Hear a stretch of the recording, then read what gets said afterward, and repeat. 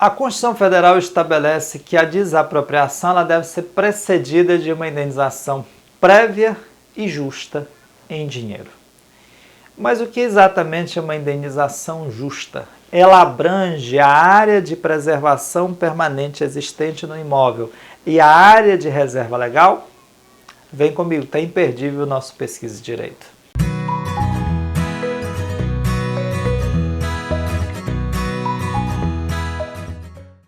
Imagine a seguinte situação: a União pretende desapropriar um determinado imóvel rural para fins de reforma agrária.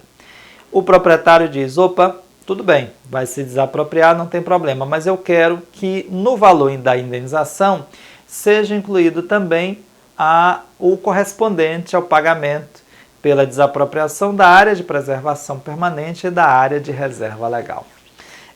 Jean, eu já ouvi falar desses temas, mas eu não tenho certeza do que é que se trata.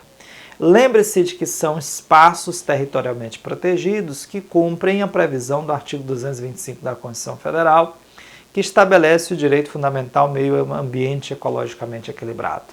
A legislação de regência desses espaços se encontra no Sistema Nacional de Unidade de Conservação, mas nesse caso especificamente a APP e a ARL, a Área de Reserva Legal, se encontra no Código Florestal.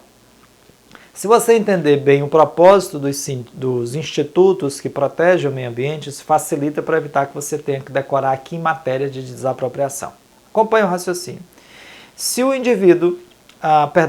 a área é de preservação permanente, a finalidade dela é assegurar a manutenção de determinados espaços de forma definitiva, permanente, daí o nome. É o caso da mata ciliar que preserva o rio, é o caso da mata que circunda uma determinada nascente, da que está sobre uma determinada chapada. Essas áreas, pela sua própria natureza, não admitem destinação econômica. Por conta disso, não se fala em indenização de áreas de preservação permanente, porque o que se diz proprietário sobre estas áreas jamais poderia dar a elas uma destinação econômica. Não há, portanto, perda a ser indenizada. Já a área de reserva legal é um espaço dentro da propriedade rural, apenas na propriedade rural, que varia de tamanho de 80% do imóvel a 20%, a depender da região, do bioma da região do país, no qual ali se preservam os fluxos, os ciclos bioecológicos dentro daquele determinado espaço territorial. É para garantir a renovação das espécies, a preservação de determinadas espécies, enfim. Esse espaço ele pode ser utilizado para fins econômicos. É possível que o proprietário dê a esse espaço um determinado, preveja um plano de manejo e consiga aprovar esse plano junto aos órgãos de licenciamento ambiental. Mas veja como é diferente. Neste caso, a destinação econômica é possível, mas aí é o proprietário que precisa provar que a desapropriação desta área o privou de uma fonte de renda. Ele precisa, portanto, demonstrar que a realização da desapropriação sobre a área da reserva legal tirou dele uma fonte de renda.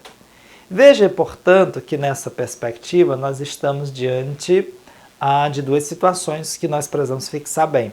A área de preservação permanente, em regra, não admite indenização.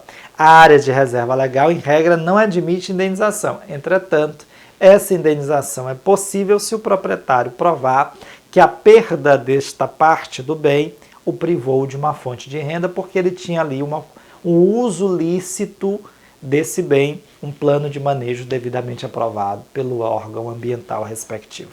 Perfeito? Não é tão simples. A indenização para fins de desapropriação envolve muitas questões. Por exemplo, o proprietário terá direito a juros compensatórios e juros moratórios. Podem incidir os dois, eles são cumulativos?